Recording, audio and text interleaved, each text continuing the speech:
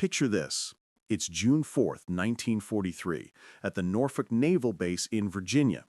Herman Butcher, a German naval officer, is stepping off a ship after 2 weeks crossing the Atlantic. His legs are shaky and, honestly, nothing could have prepared him for what he's about to see. Through the morning fog, he spots something that completely goes against everything he's been told for the past 3 years. American dock workers, both black and white, are working together, using machinery that looks like it's from the future. There are women in coveralls operating massive cranes. Kids are selling newspapers right at the gates. And get this, nobody's running away or panicking at the sight of German uniforms. Butcher leans over to the guy behind him and whispers, "The Americans are crazy." He'd later write about this moment in his 1952 memoir, Behind Barbed Wire, which became one of the most detailed accounts we have of what it was like being a prisoner of war in America. Now, the Norfolk base was absolutely massive, over 4,300 acres. The docks seemed to go on forever, with dozens of ships being loaded and unloaded all at once. In just one morning, this single port moved more cargo than the entire port of Hamburg handled in a week. But here's what really got to the prisoners. It wasn't just the size of everything. It was how normal everything seemed. Regular people were just walking around near military installations like it was no big deal. Vendors were selling coffee and donuts within sight of warships. There was even a brass band playing popular music at a war bond rally nearby. So there they are, 2,500 battle-hardened soldiers from Rommel's Africa Corps standing in formation on American soil. They were the first big group of what would eventually become 425,000 German prisoners held in the U.S. by the end of the war. And what they were about to experience over the next few months? It wasn't just American wealth and abundance. That's the obvious part of the story. No, they were about to witness something way more mind-bending for soldiers. A country at war that just didn't act like it was at war. A society so confident in its strength that it treated deadly enemies almost like unwelcome house guests. And the weird customs and behaviors they'd see, those would do more damage to Nazi beliefs than any battle ever could. So the processing at Norfolk begins with what Butcher called the first impossibility. Here's the thing about German military thinking back then. Prisoners were either resources you could use or problems you had to deal with. The Geneva Convention? Sure, they'd follow it when it was convenient, ignore it when it wasn't. But in America? American officers are standing there reading out Geneva Convention rules in perfect German. They're explaining prisoner rights. They're actually asking about dietary needs. Can you imagine? And here's where it gets really wild. According to Red Cross records from June 1943, there were Jewish American personnel, sergeants with obviously Jewish names, handing out Red Cross packages and explaining that kosher meals were available for any Jewish prisoners who wanted them. Some of the German soldiers actually laughed nervously. They thought it had to be some kind of cruel joke. It wasn't. The American military had literally prepared for the religious dietary needs of their enemies. The medical inspections? Completely illogical from a military point of view. German prisoners who were wounded got the same penicillin as American soldiers. And remember, this miracle drug was barely even available to German field hospitals at the time. A Swiss Red Cross inspector named Guy Metreau wrote in his July 1943 report, "Medical treatment provided to German POWs equals or exceeds that given to American military personnel. Prisoners expressed disbelief at the quality of care." Now, there's something else documented from Norfolk that really messed with the prisoners' heads. African American medical personnel were serving in some integrated units there.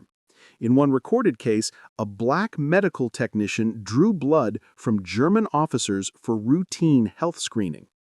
Think about that for a second. In Germany, that kind of racial contact was literally illegal. Here in America, it was just part of the routine.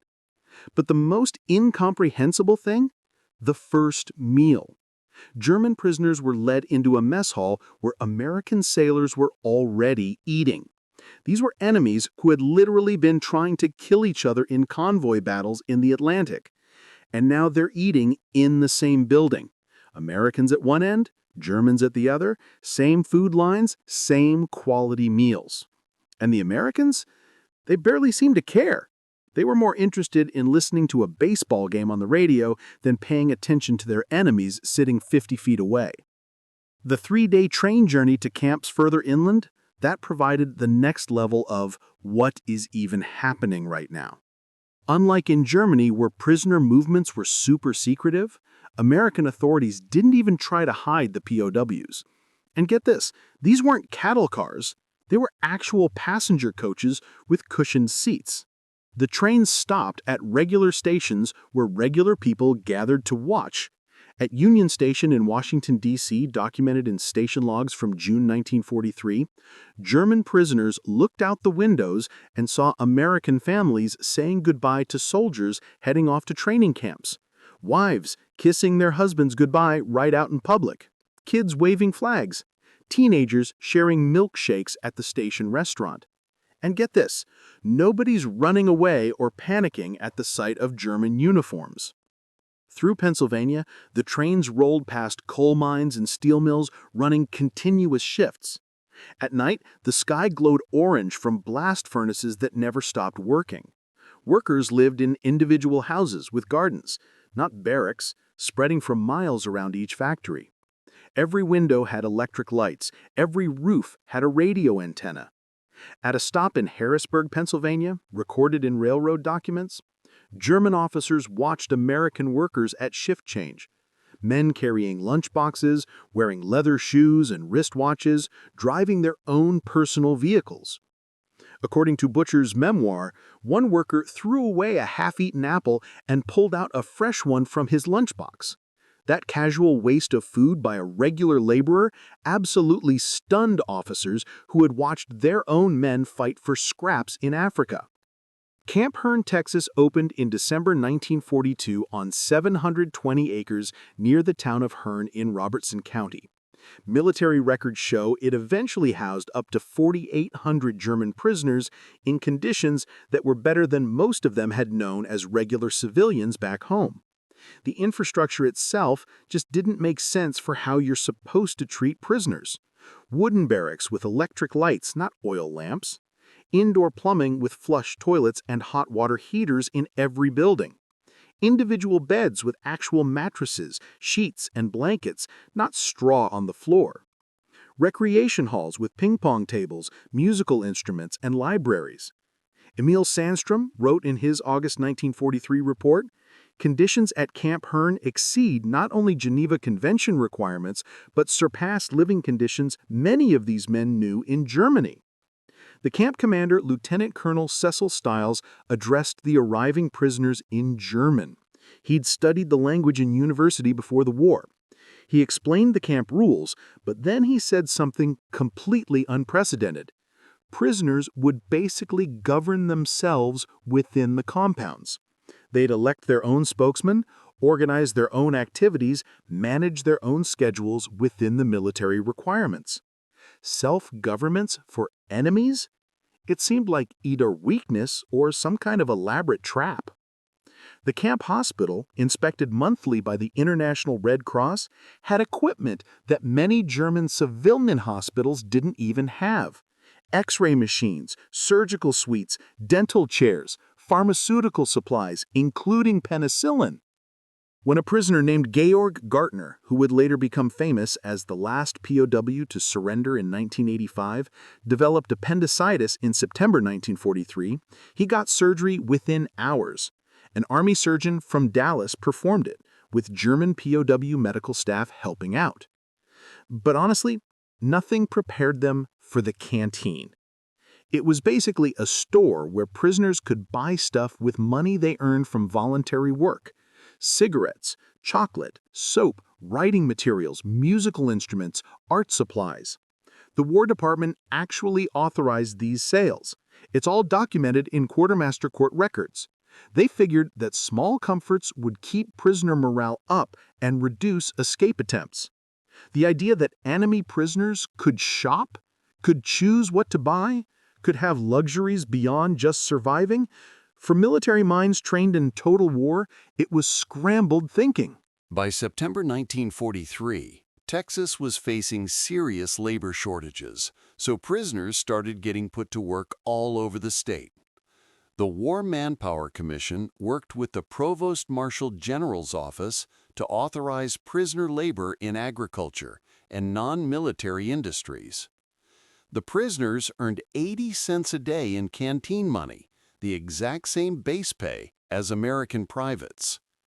At the King Ranch near Kingsville, Texas, German POWs ran into American agriculture on a scale that was just impossible by European standards.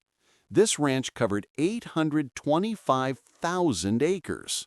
That's bigger than the entire state of Rhode Island.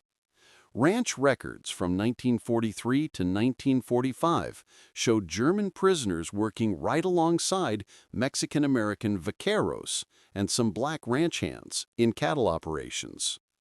The racial mixing at work, even though it was limited socially, completely went against Nazi racial hierarchy theories. And the prisoners kept writing letters home about what they were seeing.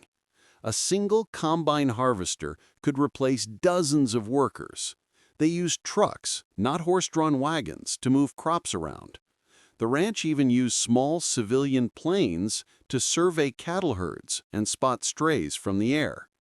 The ranch foreman, Richard Clyburg Jr., treated German POWs like temporary employees rather than enemies, according to ranch employment records.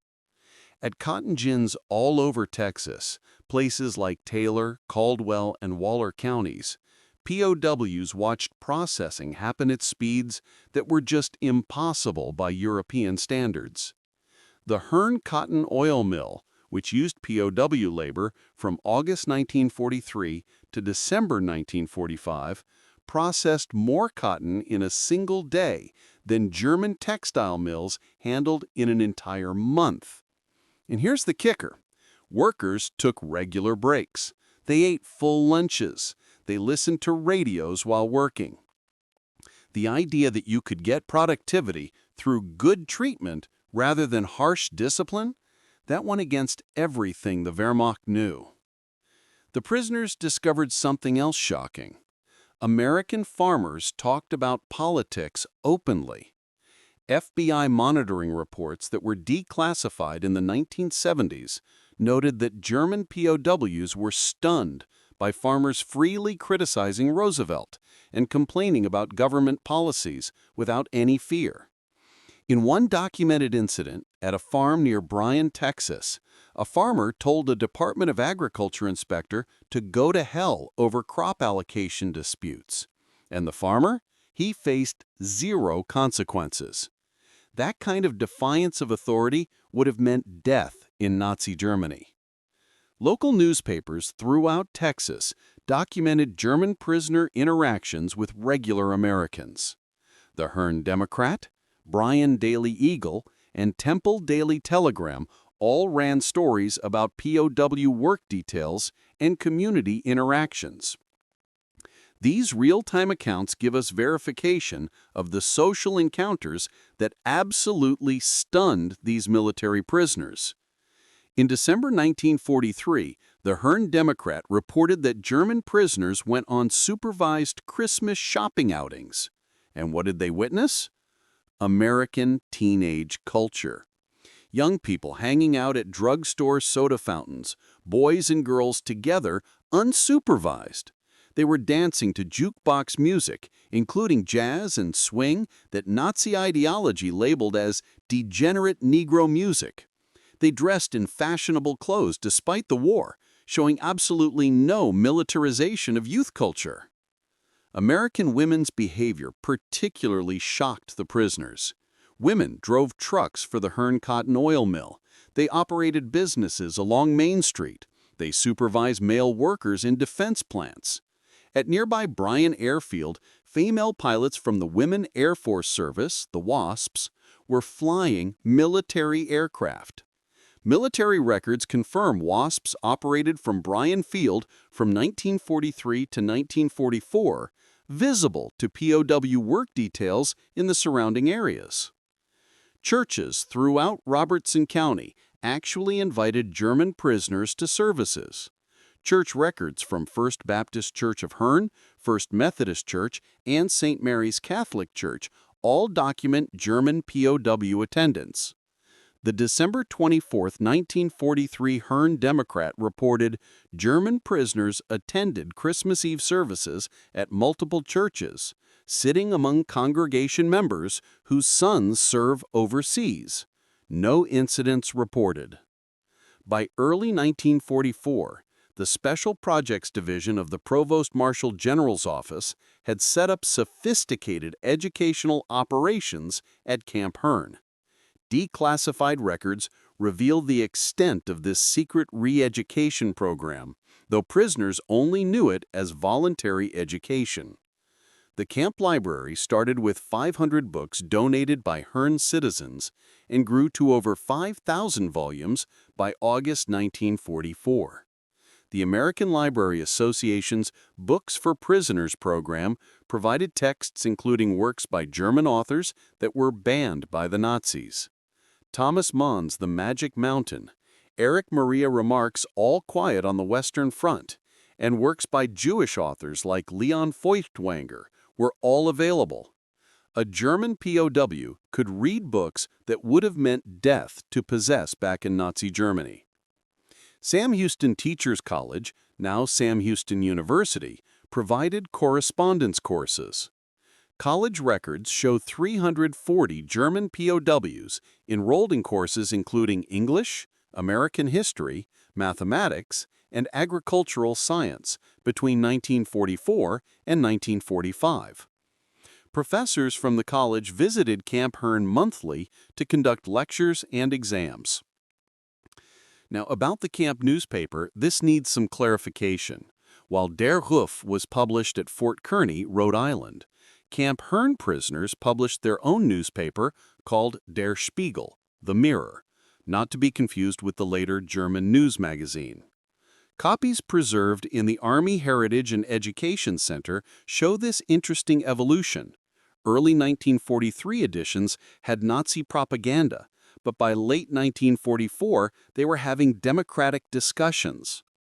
Declassified Special Projects Division documents reveal some pretty sophisticated psychological operations going on. The program identified 3 categories of prisoners: anti-Nazis, about 10%, non-political prisoners, 75%, and hardcore Nazis, 15%. Each group got different treatment designed to maximize ideological transformation. Anti-Nazi prisoners, identified through careful screening that included analyzing letters, conversations, and reading choices, received additional privileges and education. They became barracks leaders, discussion group moderators, and newspaper editors. Their influence on non-political prisoners was carefully cultivated and monitored. The screening process, developed by Army psychologists and German immigrant advisors, included subtle tests. How did prisoners react to news of German defeats? What books did they choose from libraries? Did they participate in educational programs? How did they interact socially? All of it was documented. Weekly reports tracked ideological shifts across the entire camp population. Assistant Executive Officer Maxwell McKnight, whose papers are preserved at the Hoover Institution, wrote in a November 1944 report, "The transformation rate exceeds expectations. Approximately 60% of non-political prisoners show measurable movement toward democratic ideals after 6 months of exposure to American society and targeted education." Working in American facilities exposed POWs to casual abundance that must have seemed like mockery of German scarcity. At the Alcoa aluminum plant in Rockdale, Texas, where POWs handled materials from September 1943 onward, Workers discarded more aluminum scrap in a day than German aircraft factories could acquire in an entire week. Plant records showed German POWs were assigned to scrap collection, giving them direct exposure to American industrial waste. But food processing plants? That's where the real psychological shock happened. At the Stokely Brothers Cannery in Cameron, Texas, verified through Milam County historical records as employing POWs from nearby Camp Hearn, perfectly edible produce got thrown away for minor cosmetic flaws. Tomatoes that were slightly underripe, corn with irregular kernels, beans with minor blemishes, all destroyed while German civilians were facing starvation. A letter from POW Corporal Friedrich Müller, preserved in Red Cross archives, said, "Today we destroyed hundreds of pounds of fruit because it did not meet canning standards. Fruit that would be treasure in Germany is garbage here." The American supervisor apologized to us for the waste, not understanding that he was apologizing for abundance we couldn't imagine. Christmas 1943 at Camp Hearn is extensively documented. Butcher immigrated to America in 1953, became a citizen in 1958, and worked as an engineer for General Motors until retirement. Then there's Georg Gärtner. He escaped from Camp Deming, New Mexico in September 1945 and lived under the assumed name Dennis Wiles for 40 years.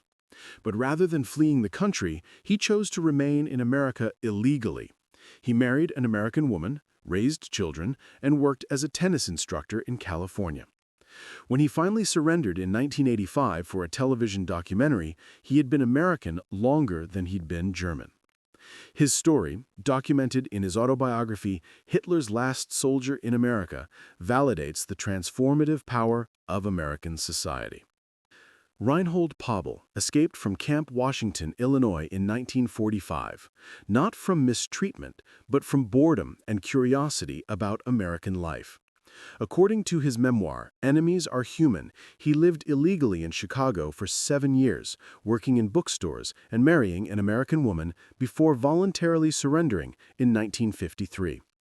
The FBI investigation revealed he'd broken no laws except illegal entry. He received citizenship in 1959 and became a successful businessman, later sponsoring other German immigrants. The German POW experience varied across America's 500-plus camps, but consistent patterns emerged everywhere. Camp Alva, Oklahoma, specialized in agricultural training. Department of Agriculture records show German POWs managed a 200-acre demonstration farm using American techniques. Prisoners learned mechanical cultivation, crop rotation, soil conservation, and hybrid seed development. These skills proved invaluable when POWs returned to devastated Germany. The camp's agricultural program was so successful that local farmers hired POW work crews at premium wages, creating competition for prisoner labor. Camp Concordia, Kansas, became renowned for its art program. German prisoners of war created murals that still exist in Stony County Courthouse and several local buildings. The Concordia Blade newspaper reviewed these concerts favorably, noting the professional quality of enemy musicians. Art created by prisoners now forms permanent collections in Kansas museums. Camp Trinidad, Colorado, faced unique challenges with winter temperatures reaching minus 20 degrees Fahrenheit. Quartermaster records show the Army provided German POWs with Arctic-grade clothing, insulated barracks, and increased caloric rations, 4,000 calories daily in winter. Swiss Inspector André Pocho noted in February 1944, quote, "German prisoners at Trinidad receive better winter provisions than Wehrmacht troops on the Eastern Front, according to prisoners' own admissions." End quote. Perhaps nothing stunned German military minds more than American information transparency. Prisoners had access to American newspapers that criticized the war effort, revealed production problems, and discussed strategic failures. The Special Projects Division deliberately provided diverse news sources, knowing that exposure to free press would undermine totalitarian thinking. Radio programs accessible in recreation halls featured commentary critical of military leadership. Comedians like Bob Hope mocked generals and politicians. Journalists like Edward R. Murrow questioned strategies. Congress debated military appropriations publicly, with dissenting opinions broadcast nationally. All of this was accessible to enemy prisoners.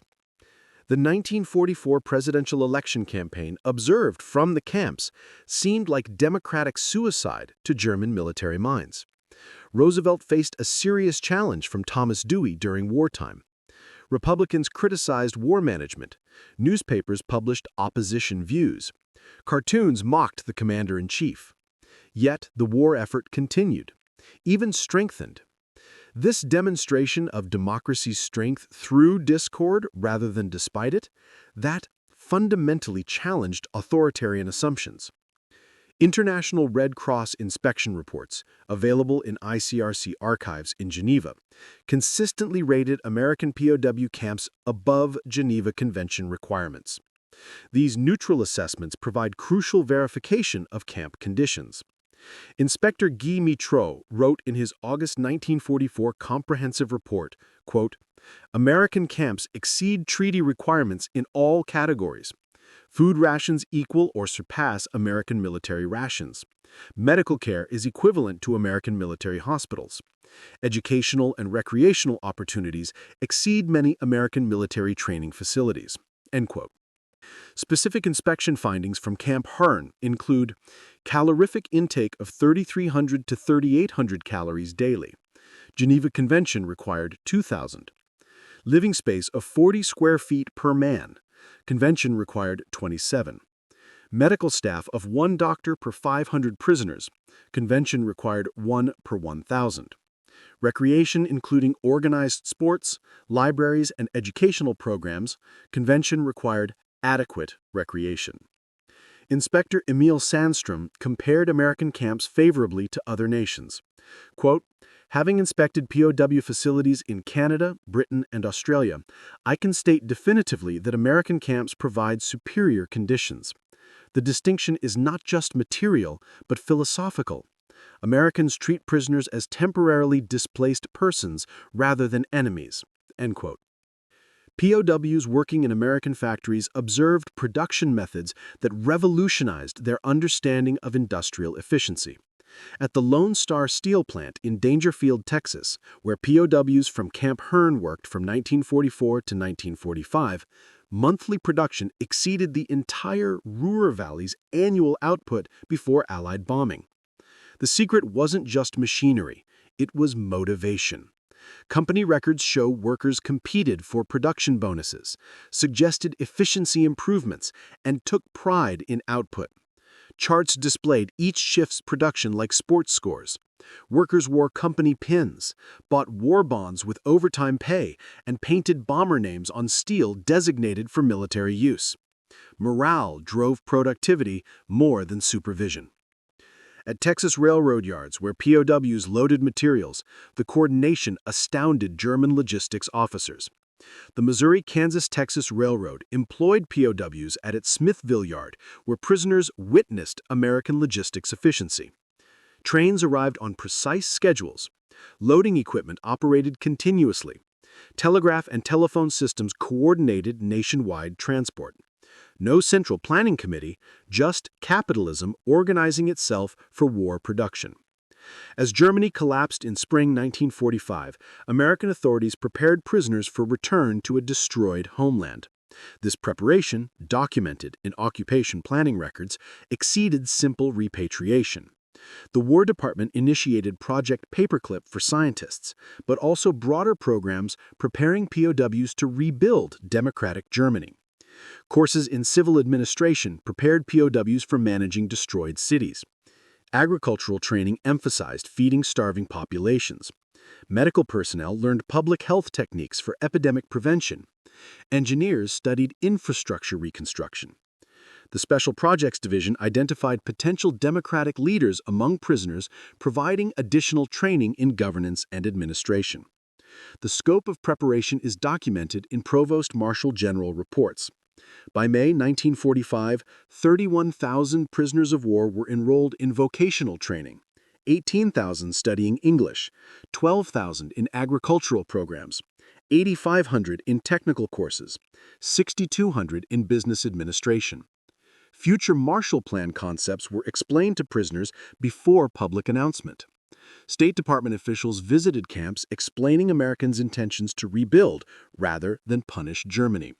This incomprehensible generosity from victor to vanquished shattered final remnants of Nazi ideology about racial struggle and survival of the fittest. The numbers document the transformation's scope. Of 425,000 German POWs in America, only 2,222 escape attempts occurred, 0.52%. Only 54 successful escapes for more than 30 days, 0.01%. Sabotage incidents, 7 confirmed cases, 0.001%. Work refusals, 178 documented incidents, 0.04%. Voluntary labor participation, 87% of eligible prisoners. Post-war surveys conducted by American occupation authorities found 74% of returned POWs held favorable views of American democracy. 61% supported Marshall Plan aid when announced. 55% advocated German-American alliance. 38% expressed a desire to immigrate to America. 23% maintained correspondence with American families. Immigration records show 5,000 former POWs legally immigrated to America in the 1950s. Naturalization records indicate 92% became citizens within the eligible time frame. Their American success rate, measured by employment, home ownership, and lack of criminal records, exceeded general immigrant populations. The influence of returned POWs on West German Reconstruction is documented in occupation records and German archives. Former POWs occupied significant positions in the new democracy. 48 became Bundestag members. 312 served as mayors or city councilors. 1847 worked in agricultural modernization.